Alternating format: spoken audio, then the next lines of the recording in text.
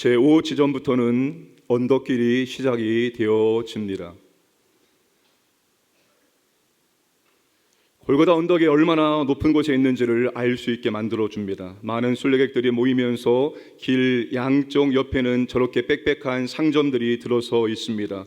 저 영상은 코로나 때 찍은 영상이라서 대부분의 상점들이 문을 닫았습니다.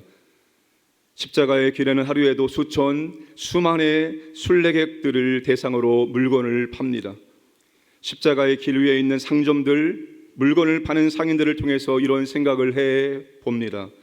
십자가의 길은 우리를 응원하고 지지하는 사람들보다 십자가 길에서 이탈하도록 유혹하는 손길이 더 많다는 것입니다. 저렇게 질비한 상점에서 물건 팔기 위해서 상인들이 우리를 유혹할 때 저 길을 걸으면서 주님을 묵상할 수 있겠습니까? 정말 저 길을 걸으면서 유혹의 손길이 뿌리치는 저 길에서 주님을 묵상하기 위해서는 우리는 정신을 똑바로 차려야 된다는 것입니다. 우리의 마음이 어떤 상태인에 따라서 저 길은 유혹의 길이 될 수 있고 저 길은 주님을 진심으로 묵상할 수 있는 길이 될 수가 있다는 것입니다. 제5지점과 제7지점 중간쯤에 6지점이 있습니다.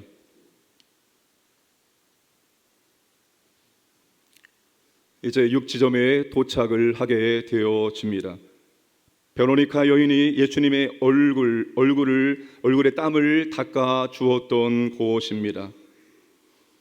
복음서에는 언급되지 않았지만 베로니카 여인은 십자가를 지고 가시는 예수님을 보기 위해서 길가에 서 있었던 여인 중에 한 사람이었습니다.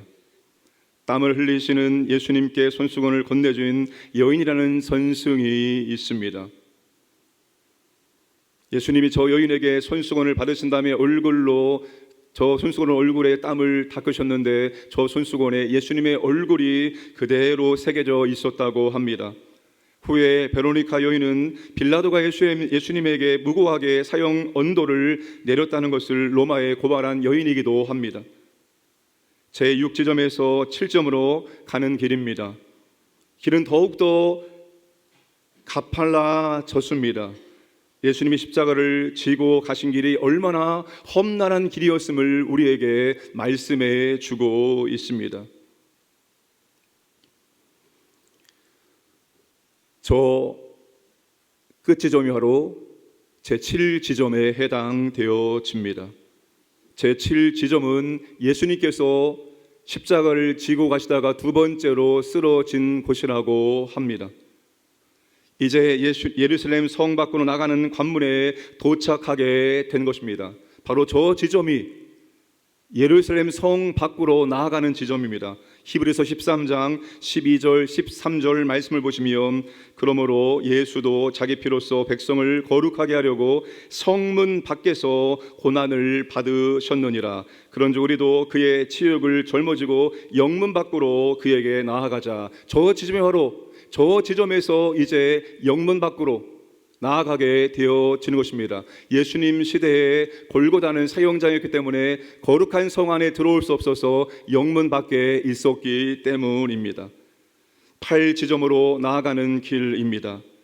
여기서부터 골고다 언덕으로 오르는 길은 더욱더 좁아지고 경사는 더욱더 험해지게 되어집니다. 여러분, 빌라도의 법정에서부터 골고다 언덕까지는 작은 산을 오른다라고 생각을 하시면 됩니다.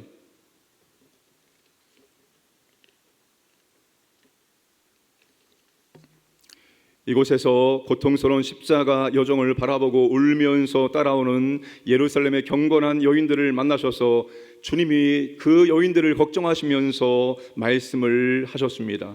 예루살렘의 딸들아, 나를 위해서 울지 말고 너희와 너희 자녀를 위해서 울라라고 주님께서 놀라운 말씀을 하신 것입니다. 제자들은 예수님을 다 도망갔지만 끝까지 예수님의 뒤를 따르는 적지 않은 무리들이 있었습니다. 그 중에서도 예수님을 위해 가슴을 치며 탄식하며 눈물로 주님을 뒤따라갔던 그 수많은 여인들이 있었습니다. 27절에 또 백성과 및 그를 위하여 가슴을 치며 슬피 우는 여자의 큰 무리가 따라오는지라. 여자들은 예수님을 생각하여 가슴을 치며 통곡하였다라고 말씀을 하고 있습니다. 역사의 아이러니는 예상했던 사람들, 기대했던 사람들, 승리가 예상된 사람들은 되지 아니하고, 정말로 되고 싶어하는 사람들은 되지 아니하고, 그렇지 않은 사람들이 된다는 것입니다. 정녕 가슴을 치며 울며 따라가야 될 사람들은 예수님께 관심과 사랑과 헌신을 가장 많이 받았던 제자들이어야 하는데, 그들은 사라지고 그 자리에 구레네 시몬이, 무명의 무리들이, 여인들이 대신하고 있습니다. 모두 그 당시에 주목받지 못했던 사람들이었습니다. 하나님은 사람들에게는 주목받지 못했지만 진심으로 주님을 사랑하는 사람들에게 주님과 함께 고난의 자리를 함께 할 수 있는 영광을 주신다는 것입니다. 아무에게나 주님의 고난의 자리를 함께 할 수 있는 영광을 주시지 않습니다. 진심으로 주님을 사랑하는 사람들에게 주님의 고난에 동참할 수 있는 영광을 주시는 법입니다. 그 고난 주었다가 주님을 욕하고 하나님을 비방하고 원망하고 불평할 사람들에게 주님의 고난에 동참할 수 있는 영광을 하나님은 주시지 않습니다. 누가 순교를 당했습니까? 믿음 없는 사람들이 순교를 당했습니까? 순교의 현장에서도 하나님을 고백하며 찬양하며 주가 바로 로드라고 말하고 했던 그 사람들에게 순교의 영광을 하나님께서 주셨지, 믿음 없는 사람들에게 순교의 영광을 주신 적이 단 한 번도 없습니다. 주님을 위한 고난에 동참하고 있다면 그것은 주님을 사랑하는 증거라고 생각하시면 되겠습니다. 하나님이 주님을 위한 고난에 동참할 수 있는 영광을, 은혜를 우리에게 오늘 주신 것입니다. 이유는 주님을 사랑하기 때문입니다. 주님을 진심으로 사랑하는 사람은 고난의 자리에도 함께 가게 되어 있습니다. 담임 목사의 자리가 때론 부담스럽고 무거운 책임감을 느낄 때가 종종 있습니다. 여러분, 이 자리가 탐나시는 분이 계십니까? 당회에 말씀드려서 한 달 동안 이 자리를 한번 해볼 수 있는 특권을 주도록 하겠습니다. 장로님의 자리도 부담스럽고 무거운 책임이 주어지는 자리입니다. 구역장의 자리는 가벼울까요? 구역장의 자리는 너무나 가벼워서 콧노래 부르면서 그 사명을 감당할 수 있을까요? 그 자리 역시도 부담스럽고 무거운 자리는 마찬가지입니다. 그런데 하나님께서 누구에게 그런 자리를 허락하십니까? 주님을 진심으로 사랑하는 사람들에게 주님의 고난에 동참하는 영광을 주시는 것입니다. 사역 자리가 부담스럽고 힘들고 어렵게 느껴지신다면 주님을 사랑하는 사람들에게 주시는 영광스러운 고난이라고 생각하시면 좋겠습니다. 아무에게나 그 자리를 하나님이 허락하지 않으시기 때문입니다. 원한다고 되는 것이 아닙니다. 구한다고 되는 것이 아닙니다. 하나님의 은혜가 있을 때 그 자리에 가서 그렇게 고생하며 고난받으며 주님의 나라와 영광을 위해서 섬기게 되어지는 것이기 때문입니다. 내가 지금 힘들고 어렵습니까? 주님의 영광과 고난을 받고 있다고 생각하십시오. 아무에게 내 자리 허락하신 것이 아니지, 주님을 사랑하는 사람에게 주님의 고난에 동참하는 영광을 주신 것이지, 그렇게 스스로 셀프 위로하시기를 바랍니다. 주님을 위해 가슴을 치며 통곡하는 여인들에게 주님은 놀라운 말씀을 주신 것입니다. 예수께서 돌이켜 그들을 향하여 이르시되, 예루살렘의 딸들아, 나를 위하여 울지 말고 너희와 너희 자녀를 위하여 울라. 예루살렘의 딸들아, 나를 위해 울지 말고 너희를 위해서 울어라. 너희의 아들과 딸을 위해서 울어라라고 주님께서 말씀하고 있습니다. 너희들이 지금 나를 걱정할 처지가 아니라 진실로 너희들을 걱정하고 너희들의 자녀들을 걱정하고 너희들의 자녀들을 위해서 눈물로 울어야 한다고 말씀을 하신 것입니다. 여러분, 오늘 주님께서 우리에게 오셔서 설교하신다면 어떤 말씀을 주실까요? 이 세대, 우리가 살고 있는 이 세상 가운데서 주님이 우리에게 진짜로 주고 싶은 말씀이 어떤 말씀일까요? 여러분, 주님이 오늘 우리에게 오셔서 말씀을 전하신다 할지라도 동일한 이 말씀, 예루살렘의 딸들아, 광야의 아들과 딸들아, 나를 위해서 울지 말고 너를 위해서 울고 너희 아들과 딸을 위해서 울라라고 동일한 말씀을 주실 것 같습니다. 오늘 우리 시대에 가장 필요한 말씀이 바로 이 말씀이기 때문입니다. 우리가 왜 우리 자신과 우리 자녀를 위해서 울어야 됩니까? 우리가 왜 무슨 이유로 우리와 우리 자녀를 위해서 울어야 한단 말입니까? 첫 번째는 고난이 다가오고 있기 때문입니다. 예수님은 그들이 생각하는 복에 대한 상식을 깨는 말씀을 하십니다. 29절입니다. 보라, 날이 이르면 사람이 말하기를 잉태하지 못하는 이와 해산하지 못한 배와 먹이지 못한 젖이 복이 있다 하리라. 잉태하지 못하는 이와 해산하지 못하는 배와 먹이지 못한 저지 복이 있다라고 말씀하십니다. 여러분, 이것은 그들의 상식을 깨는 말씀입니다. 구약에서 불임은 여인에게 하나님의 저주로 생각할 정도로 매우 매우 수치스러운 일이었습니다. 그래서 사라도 레아도 라헬도 임신하기 위해서 수단과 방법을 가리지 않았습니다. 한나 남편의 사랑을 많이 받았고 정말로 부족한 것이 없었지만 다른 어떤 것도 위로가 되지 않았습니다. 간절한 마음으로 하나님께 내게 아기를 달라고, 그러면 하나님께 드리겠다라고 그렇게 기도할 정도였습니다. 그런데 주님은 반대로 말씀하십니다. 이제는 불임이 복이다 라고 말씀하십니다. 왜 그렇게 말씀을 하실까요? 보라 날이 이르면 어떤 날이 온다는 것입니다. 그 날이 되면 사람들이 불임이 복임을 알게 될 것이라는 것입니다. 그 날이 어떤 날입니까? 30절입니다. 그때 사람이 산들을 대하여 우리 위에 무너지라 하며 작은 산들을 대하여 우리를 덮으라 하리라. 그때 사람들이 산에다 대고 우리 위에 무너져 내려라라고 말할 거예요. 이 건물이 무너져 내려라, 내 위에 내려져 내려라 라고 말할 거예요. 언덕이 무너져 내려라라고 말하게 될 것이라는 것입니다. 차라리 죽는 것이 나을 것이다 라고 그렇게 말하고 있는 것입니다. 그날 그때는 예루살렘에 임할 엄청난 고난이고 고통의 날이기 때문입니다. 사람들은 오늘보다 더 나은 내일을 소망하며 살고 있습니다. 오늘 힘들어도 내일은 좋아지겠지, 내일은 더 나아질 거야, 내일에 대한 소망으로, 미래에 대한 기대로 살아갑니다. 그러나 요즘은 그런 것도 없이 사는 사람이 더 많다고 합니다. 과거에는 다 그렇게 살았습니다. 오늘 조금 더 힘들어도, 오늘 좀 배고파도 내일이 더 좋으니까 내일의 미래의 소망을 기대하면서 그렇게 살아갔습니다. 그런데 내일이 더 좋아진다는 보장이 있습니까? 미래가 더 좋아지는 보장이 있습니까? 성경이 내일에 대해서 뭐라고 말씀을 하고 있습니까? 인류의 종말, 역사의 종말에 대해서 기록하고 있는 계시록이 우리에게 내일이 어떻게 펼쳐질 것이라고 우리에게 예언의 말씀을 주고 있습니까? 내일과 미래에 대해서 긍정적이고 아주 좋다라고 기록을 하고 있습니까? 세상은 더 좋아질 것이라고 그렇게 우리에게 말씀을 하고 있습니까? 세상이 옛날보다 더 좋아졌습니까? 물론 옛날보다 더 좋아진 것들이 많이 있습니다. 옛날보다 더 편리해졌습니다. 부산을 하루에 왔다 갔다 할 수 있는, 세계 어느 나라도 하루면 다 갈 수 있는 그렇게 편리한 세상이 되었습니다. 옛날보다 더 풍요로운 세상이 되었습니다.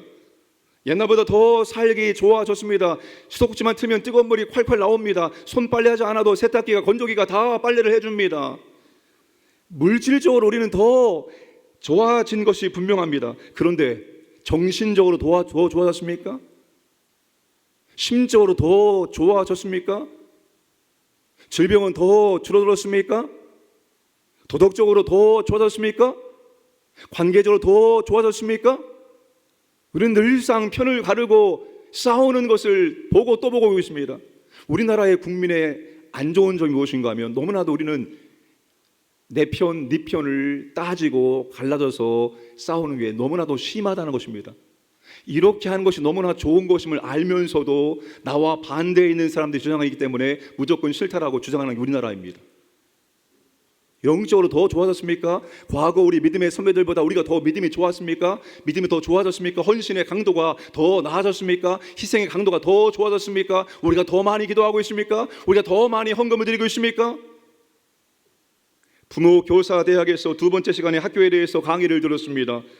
학교가 옛날보다 더 좋아졌습니까?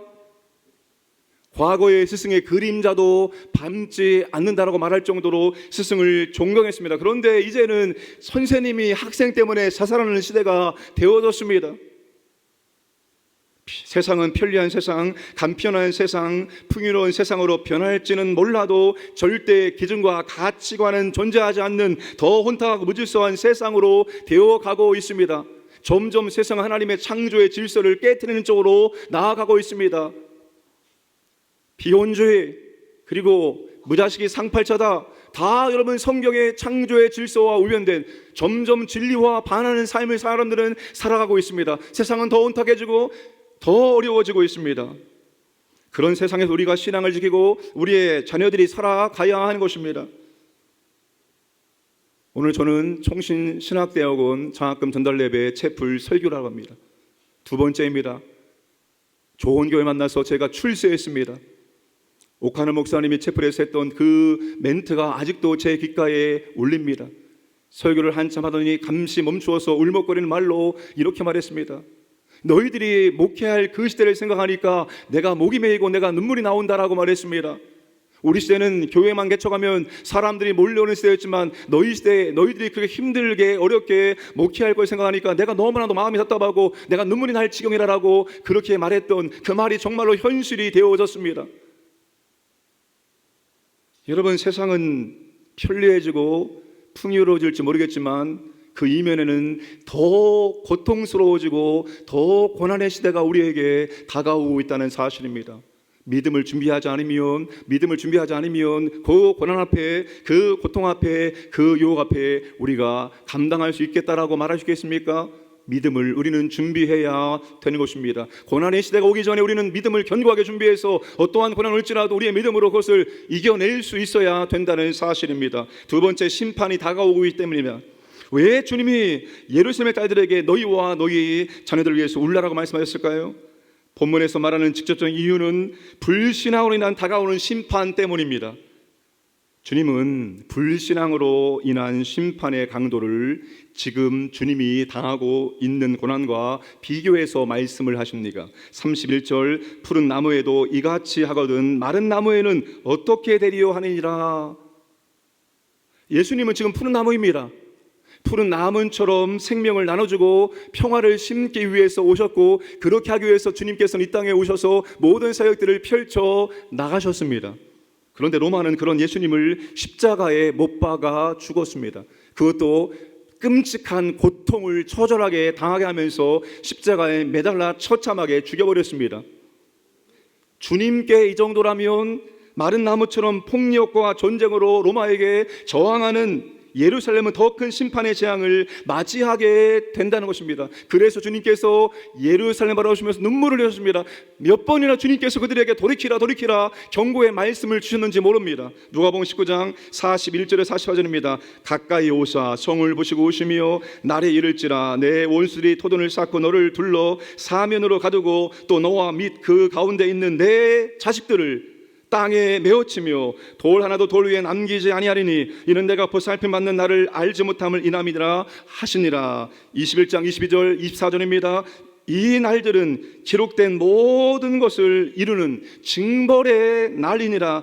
그 날에는 아이 벤 자들과 젖먹이는 자들에게 화가 있으리니 이는 땅에 큰 환난과 이 백성에게 진노가 있겠음이로다.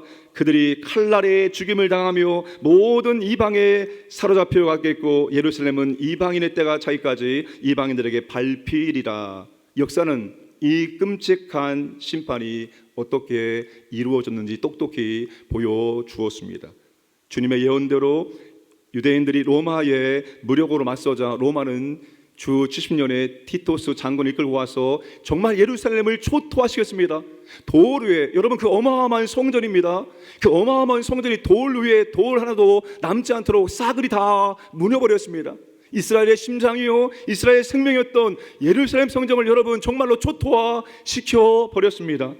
수많은 사람들이 여러분 죽었습니다. 예루살렘이 온통 피바다가 될 정도였습니다. 수많은 사람들이 정말 처참하게 죽었습니다. 수많은 사람들이 노예로 끌려갔습니다. 예루살렘 이런 끔찍한 심판을 당하는 이유가 로마에게 무력으로 대항했기 때문입니까? 표면적으로는 맞지만 진짜 이유는 주님을 믿지 않았기 때문입니다. 그들이 예수를 믿지 않고 십자가에 주님을 내어 주었기 때문입니다. 예수님에 대한 불신앙이 이렇게 끔찍한 심판을 예루살렘에 가져오게 만든 것입니다. 성경의 심판의 기준이 무엇입니까? 믿음입니다. 믿음. 예수를 믿느냐 예수를 믿지 않느냐입니다. 하나님의 다른 걸 보지 않고 내 아들이 있느냐 내 아들이 없느냐 하나만 보시겠다는 것입니다. 심판의 날에는 성공도 성취도 업적도 유명도 물질도 건강도 그 어떤 것도 심판을 대신할 수가 없습니다. 예수를 구주로 믿고 영접했느냐 예수를 구주로 안 믿고 거부했느냐 그거 하나하나에 따라서 심판이 결정되어지게 된다는 것입니다.